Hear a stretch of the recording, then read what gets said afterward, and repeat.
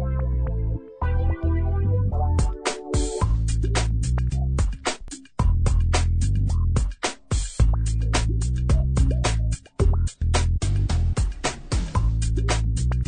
continuación quiero presentarles a un nuevo convidado. Él es Ángel López, es director de expansión de asesores de formación, además es una empresa especializada en programas formativos para pymes y para empresas, pero además el currículum es un poquito más extenso. Vamos a recordarlo, si le parece, Ángel, porque Ángel es licenciado en marketing, es diplomado en ciencias empresariales y además ha trabajado en la Cámara de Comercio de Murcia. Además también ha sido docente durante ni más ni menos que 15 años, o sea que la trayectoria también es importante. Bueno, desde que terminé la carrera y empecé a ayudar a amiguetes a aprobar alguna asignatura, me di cuenta que la formación iba conmigo y desde entonces hasta ahora pues la trayectoria ha sido amplia. Ángel, a mí me gustaría hablar un poco sobre la ponencia que tiene en un ratito a la 1, que trata sobre el optimismo. Me gustaría saber por qué para usted es tan importante que en una empresa haya trabajadores felices u optimistas que miren la vida pues un poco con alegría para no caer en el desaliento. ¿Por qué para una empresa es tan beneficioso ese hecho? Bien, es fundamental para la condición humana el buscar la mejor manera de progresar. El progresar es buscar escenarios, dónde quiero estar o qué quiero ser de mayor.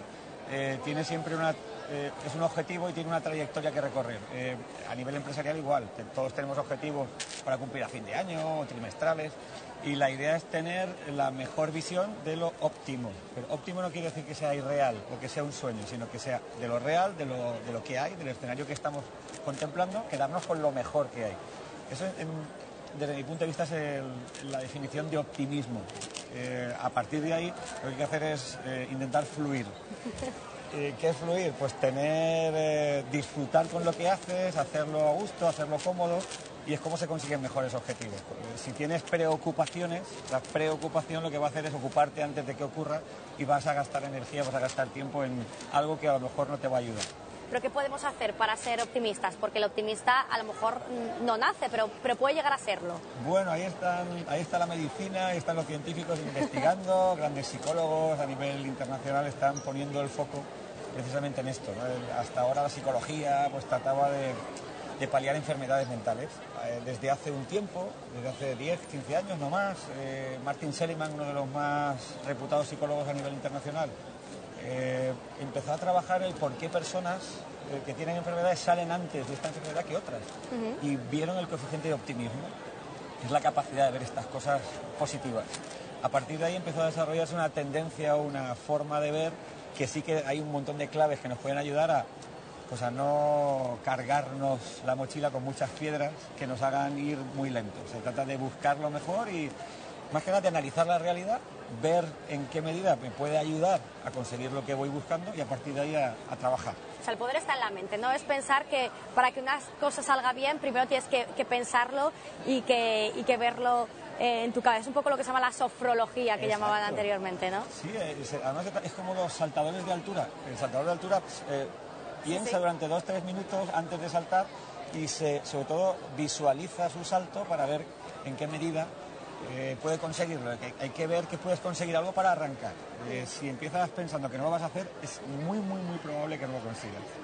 Esa es un poco la teoría de un libro muy famoso que es El Secreto. No sé qué valoración hace usted de ese libro, porque hay corrientes un poco contradictorias. Me gustaría que valorara usted. Sí, Almudena, trátame de tú, por favor. Vale.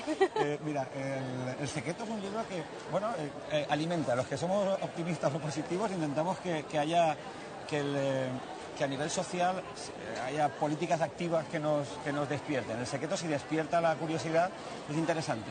La ley de la atracción, pues, tiene algo que ver. No hay nada científico, pero sí que, pues todo lo que ayude a que la persona evolucione es fenomenal. A nivel técnico hay muchas formas de trabajar esto, ¿no? El Secreto lo que puede hacer es dar un pequeño empujón, pero creo que podemos trabajar, y se debería trabajar, y se está trabajando con el optimismo inteligente en las escuelas, en los colegios, maneras de enfocar y de educar. Pues estamos trabajando la educación muy en un plano de estudiar para memorizar, pero debemos estudiar o trabajar para aprender a hacer. Y el aprender a hacer es lo que nos puede crear esa ley de la atracción antes de buscar lo que queremos, pero con conciencia y y con criterio, con criterio. Estábamos hablando de esa importancia de crear un entorno optimista dentro de la empresa. ¿Para ti es más importante entonces un empleado con actitudes o con aptitudes? La actitud. La aptitud ya se la enseñaré yo. Yo quiero una persona con actitud, con ganas, con compromiso. El compromiso es hacer las cosas bien sin que nadie te las diga, sino hacerlo de manera profesional. Voy a ver qué hay que hacer. A partir de ahí la metodología, la formación, el desarrollo, el acompañamiento está ahí. También los empresarios, los gerentes, los directivos están poniendo el foco cada vez más en eso, en su equipo, en las personas. Somos personas y sentimos antes que pensamos. La sensación, la emoción viene antes que la razón. Y a partir de ahí es donde empezamos a trabajar la manera de conseguir entre todos un objetivo. No solamente el mando y ordeno. La autoridad parece que genera rechazo.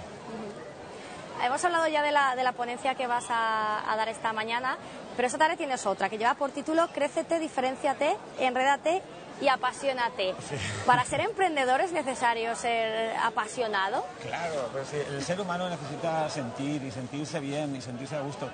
La sensación es un estado mental.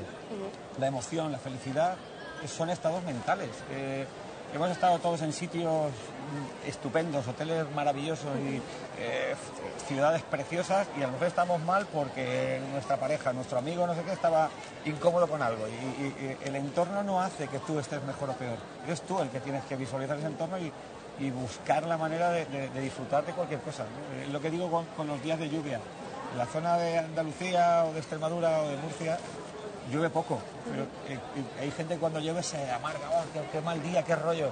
Y hay algunos que dicen, uy, qué bien, hoy hay migas, que pues es un platito muy típico del día de lluvia, ¿no? Se trata de buscar eso, la manera de emocionarte con lo que tienes. Es un estado de ánimo. ¿El emprendedor se puede decir que es una raza aparte, por así decirlo? Se puede decir, pero fíjate que en España se está buscando que la crisis económica, financiera, tenga más emprendedores, más personas que generen trabajo, aunque sean pequeños emprendedores. España tiene más de 5 millones de emprendedores. No puede ser una raza aparte. Son personas que, como cuando frotas la lámpara y sale el genio, y le piden en el chiste, le piden que tenga mucha salud, y dice, pues te hago autónomo, que no te vas a poner malo nunca. El autónomo es una persona que tiene mucha vitalidad porque sabe que no hay nada detrás. Es él el que tiene que tirar del carro. No estoy llamando acomodados a las personas que están trabajando en empresas, porque también hay muchos profesionales, pero sí que el autónomo o el emprendedor tiene que tener un primer empujón importante, con buena formación, con una estructura y con esa pasión, con ese empuje, salimos para adelante seguro.